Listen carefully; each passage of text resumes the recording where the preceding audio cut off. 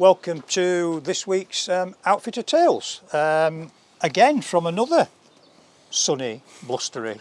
Let's hope the weather's the same. It's lovely, isn't it? We've had weeks of this now. What we got?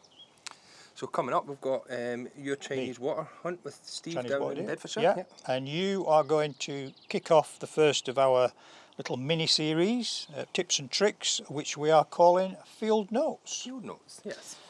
So just a bit of an update on what we've been doing. I've reskinned the polytunnel. We have reskinned the polytunnel. Well, you let me pull it on. Yeah. But that flipping heck is 3 weeks of work gone on to get it already. You weren't to be seen then. Someone's actually got a job to do. Oh, I used that. I had my 92-year-old father-in-law helping me, and I am being serious. Yeah, he's flipping. Done well. It's not bad, is it? It's looking good. I mean, I've got to give him. I can work him till about 3 o'clock in the afternoon, and then I've got to let him go and have a cup of tea and An old man's hour. Old man's hour, yeah. Right then, so I don't know what we've got coming up. You're not going to find out what I've been doing then? Oh, sorry, yeah, but I better let you say that. Yeah, have you been doing anything? Yes, actually. Ah, yes, you have. Yes. So obviously we get guys in for the Sim stalks. stalking. So sim stalking, but also with a tagged on sort of marksmanship type course. So It's a good day, that, actually. So just been basically putting targets out, rearranging them all, obviously with the spring growth where they were. Sometimes some of the targets you can't even see anymore with the new spring growth. So I've just been moving them about and getting I'm them just up. thinking aloud now what we need to do. We need to film that, don't we? Yes. Because that's a really good experience. Mm-hmm. It's you get the technical aspects of you shooting off sticks, different shooting positions, different distances, ranges, stalking in, and then you get them on a really good simulated stalk. yeah, and actually get the basics of stalking without the expense of going out on. So on the sim stalk, we've got 8 targets, so that's 8 stalks basically, without the expense of having to pay any cull fees. Yeah, it's a good day. A lot of people are buying into that now. So we've got 2 guys coming this next week actually. Remember the importance to us of liking and subscribing, and in particular subscribing to Outfitter Tales through YouTube. So because you're watching it, you've probably already done it, but please get family, friends, anybody else involved that you know, and get them onto subscribing to the show, because that's important to us. So we've got you down in Bedfordshire with the Chinese water deer. Nice and early, my favourite time of day this, just coming light. In fact, it's come up very quick this morning, beautiful morning, a little bit of frost, cracking sunrise, going to appear very shortly. It's just great to be out, it's just early enough now, sort of down at Childers. Busy kind of place really on a good day, a weekend, so you get a few walkers out, so it's nice to you've got to really get out here early, first hour. We're just going to go down the back edge. What we're doing effectively is just helping out the last few days of the Chinese water deer cull. There's an area of rape that's really getting quite well established up at the top end of where we are now, so we're going to go and head to that. A little bit of damage being done in there, so we'll go and see if we can just help out a little bit. What a morning.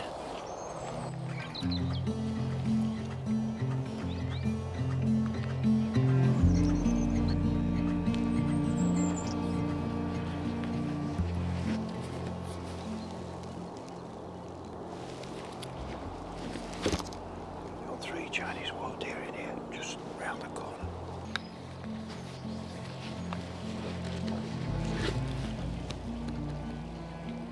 There's one, we've got a Chinese water deer just coming down the edge of the crop, just feeding in this way, so there's 3 out there, but I've got no backstop. But I can try and engineer a backstop on this one as it comes down. Just nip up this edge.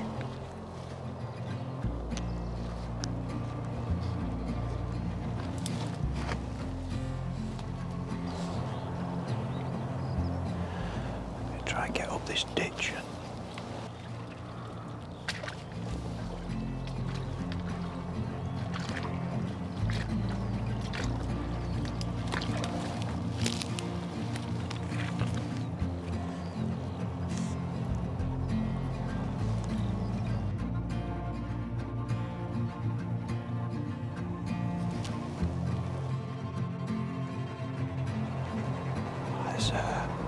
Chinese water deer just working into the edge of the crop here, but I've got no backstop because there's the road in the background, so I'm going to try and get up above it using the edge of the crop.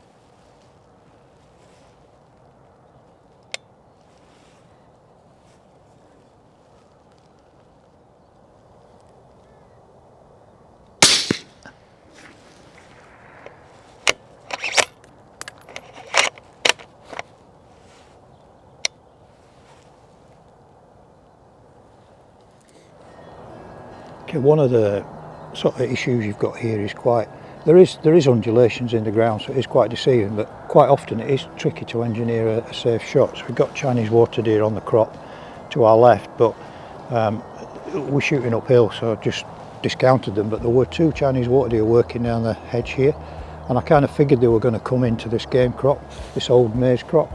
So I more or less got into position and just managed to come up sort of behind and above them. So my shot now is safe, it's down into the banking.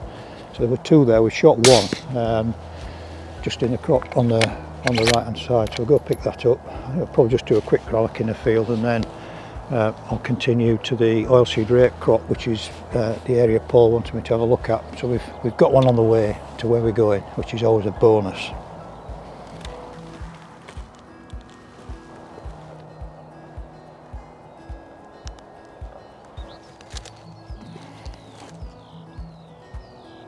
Oh yes, so we've ideal cull animal actually. This is a young Chinese water deer, female,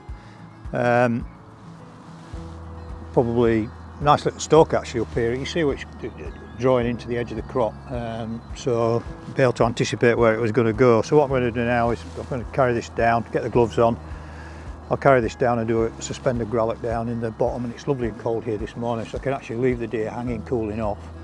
And then we're going to stalk along into the wind along to an oilseed rape crop just on the right hand side here. So that's a good morning so far.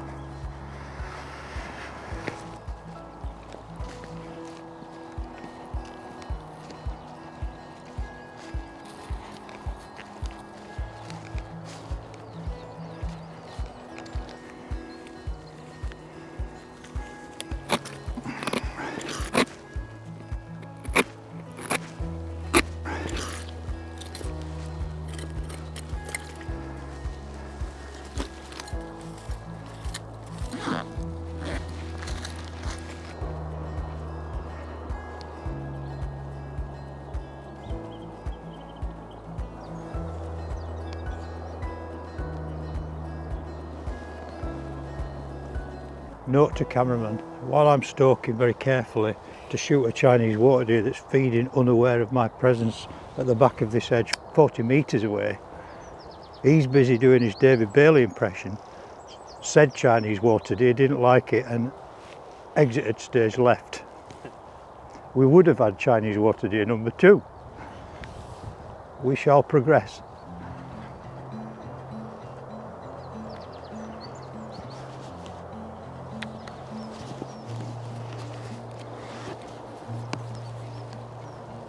Oilseed rape crop now it's got a bit big actually, so even when Chinese water deer actually stood up feeding,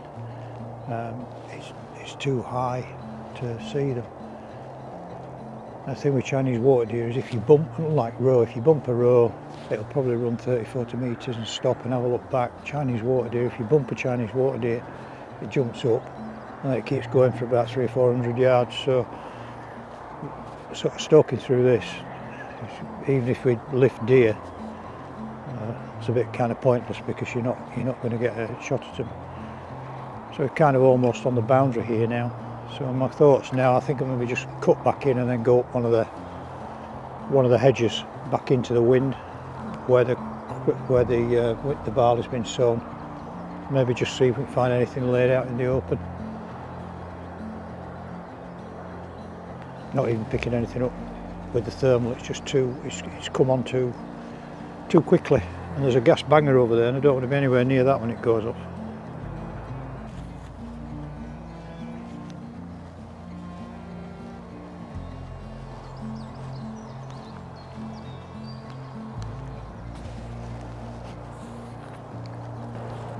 It's just what I was saying about Chinese water deer. They've all come in now. They're into the crops. They're lining the hedgerows. There's one just there. It was in here with a roe that would have bounded away and probably presented a shot. But that's gone 300 yards and it's like you just probably get the camera on it now. It's 260, 280 yards away.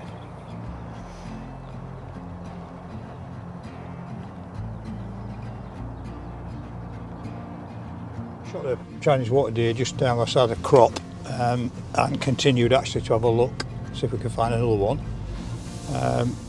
which we would have done if my cameraman had not been bouncing around, but anyway, I won't mention that. So I'm actually just going to drive down. I've got the animal transit box winch system in the back, which actually will not be required for this Chinese water deer. However, the tray, little carrying tray that goes with the winch is great, just to put the deer in to bring it back. Actually luxury driving to pick your deer up. It's not something we do very often, not able to do very often in Scotland.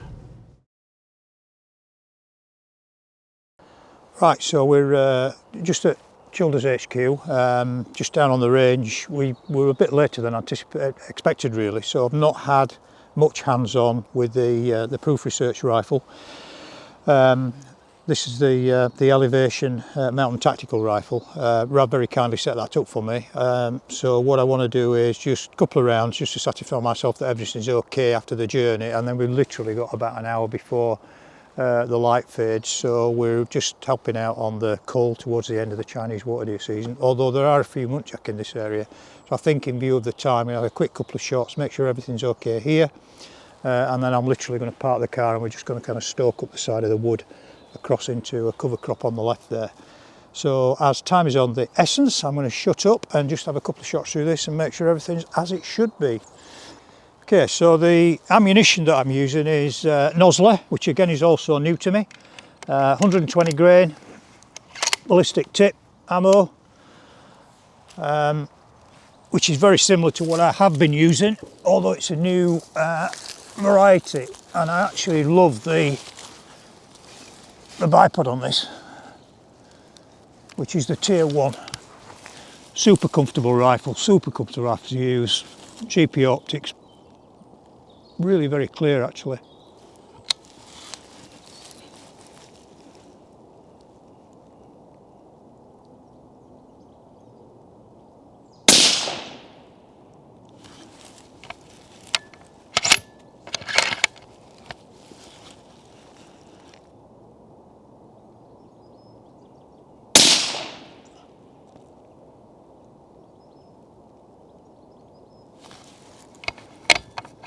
I think one thing that's very noticeable about this is just how quiet the moderator is on it. Very little noise and very little recoil from the rifle, so that all looks alright. Just have a quick look at that and then we're good. Yeah, I mean that's not where I want to be and that's nothing to do with the rifle, that's me, so just position optically comfortable, just sort of rushing to get off. That's actually, I had zero here, so that's where the rifle's zero, so I pulled that shot. Bob on the money. I'm happy with that. Nothing, that's me. But we've got a dead deer. Enjoyed getting the new rifle out. Loved getting the new rifle out. One thing about Chinese water deer is often it's sort of quite flat shooting, so you know what they're like. And I mean, it's the end of the season, so they've really been. The ones that are left are the ones that are not stupid. They'd had a bit of ammo, so they were. I mean, they're not daft at the best. Well, they're not the cutest of deer, but they know what 250 metres is. And unlike roe, when they get up, they go. They don't stop. No stop. No look like back. with a roe, it'll run and it'll go. What was that? And stop, and you've got the boom. Chinese water deer gone. But anyway, so it was good actually. Really good to test the rifle across some different sort of conditions. So I'm really pleased with that. Nice clip actually. Was it zeroed okay for you? It was zeroed okay for me. I had to just have a little check, just to make sure. Yeah. But yeah, it was. Yeah, did a good job of that. Now, so this is the first coming up. Then we have the first of our field notes, and it's you. It's all about me. Field notes. Episode 1, fox calling using manufactured mouth calls. We get a lot of questions, and what I want to do is just answer some of those questions with regards to fox calling. When do we call foxes? Why do we call foxes? What equipment do we use to call foxes? I've got here in front of me a selection of manufactured calls. We're going to do this as a series of 3. So we're going to do manufactured calls, then we're going to do improvised calls, and then we're going to use electronic callers. And we're also going to talk about what scenarios we would use each different one in. So to kick off, basically what we have here is the hare call. And if you've ever heard a hare, you will know that it sounds like a baby crying, which hopefully I'm about to demonstrate, hopefully. I would use this call all year round, but especially sort of April, May time, when all the young hares are out, so that the young hares in distress.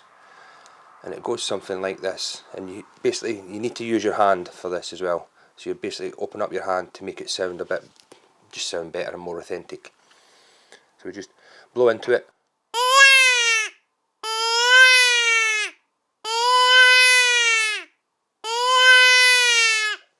Basically when I've had a scan around and there's nothing near, so I could then start calling foxes in from inside woods. So it's quite loud. Obviously the harder you blow, the louder it becomes, and it'll bring the foxes in from inside woods or from further afield. So that's quite a good one. It's a nice easy one to learn, and easy and simple to use.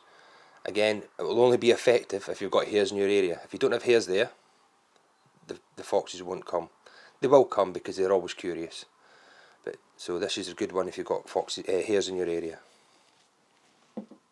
The second one we're going to look at is the mouser. So this is where you've got the fox that's committed, but it's not quite sure, and it's quite close to you. And all it is a little thing like so. And it's just 2 little holes, and it just basically you need to replicate the sound of a mouse. So therefore you're not going to be very loud, and it's going to be close in. You just basically blow into it using your lips.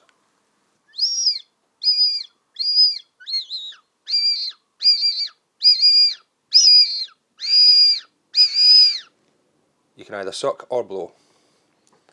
So this is a blow and then suck.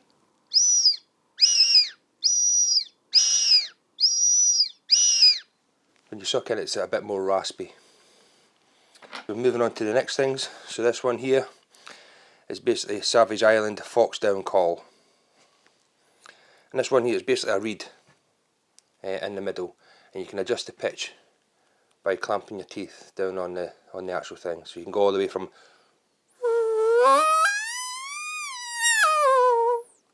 just by biting on it, and that basically adjusts the sound. What we're trying to replicate here is a rabbit in distress. So it's short, loud screams basically. So it's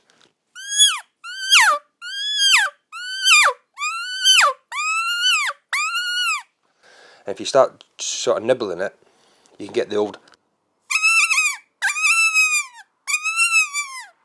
as if something's been bitten and ragged.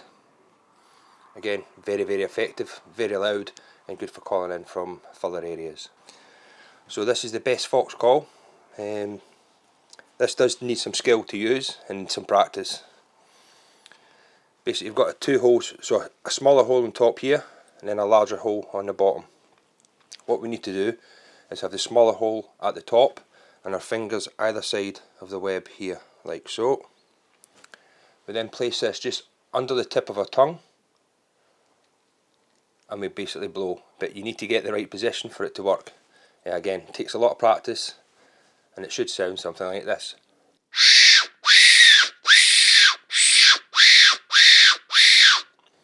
I'm getting that difference in pitch by moving my tongue, pressing my tongue in further and releasing it. Again, all I can say is you need to practice with this one. You'll either get it or you won't. Obviously I've done this for quite a while, so I can do this quite easily. They also come in basically 3D printed, plastic printed form. It's got a slight, I like the metal one because it's got a more richer tone. You'll hear the difference here.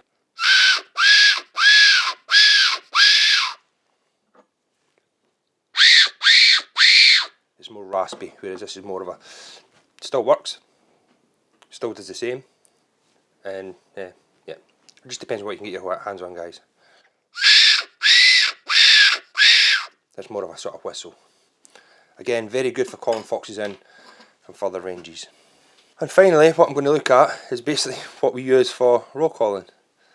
So the cherry Hubertus, basically cherrywood caller. Obviously, little dial on the side here to adjust the pitch. So that's normally what we'd use for row. If you screw it all the way in, you can get a higher pitch, and then we can use it similar to the same way as we use the hare call. Use our hands, and we can get it sounding more like a rabbit.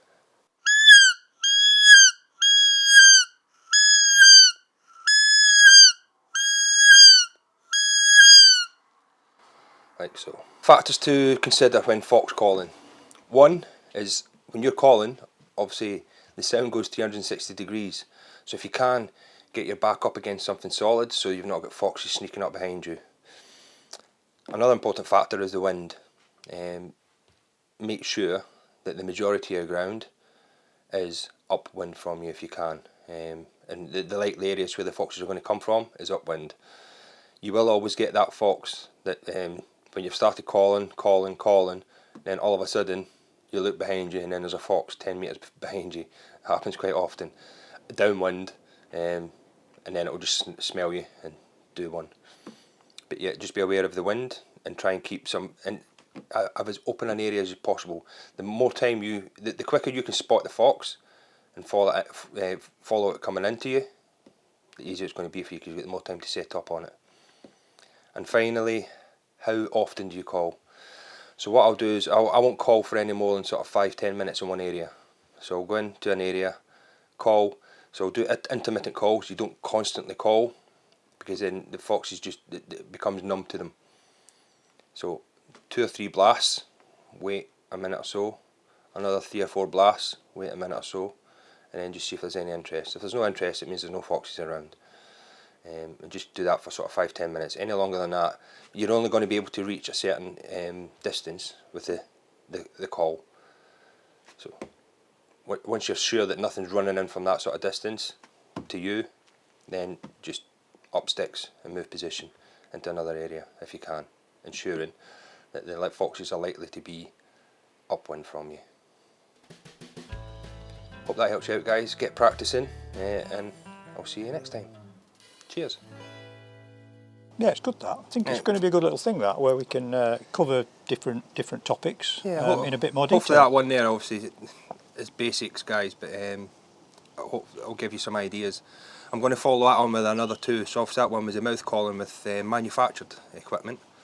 The next 2, one will be with improvised stuff and just doing your normal mouth calls and stuff, and then followed by electronic calls and what's available out there for you to use and what works at different parts of the time of the year. Do you have a favourite? Do you have a favourite, or do you seem to kind of get a bit of a feeling for the conditions? So generally, I normally just use my hand as a call if they're close enough in. But if you're having to call them in from longer ranges, the manufactured stuff's obviously a lot louder.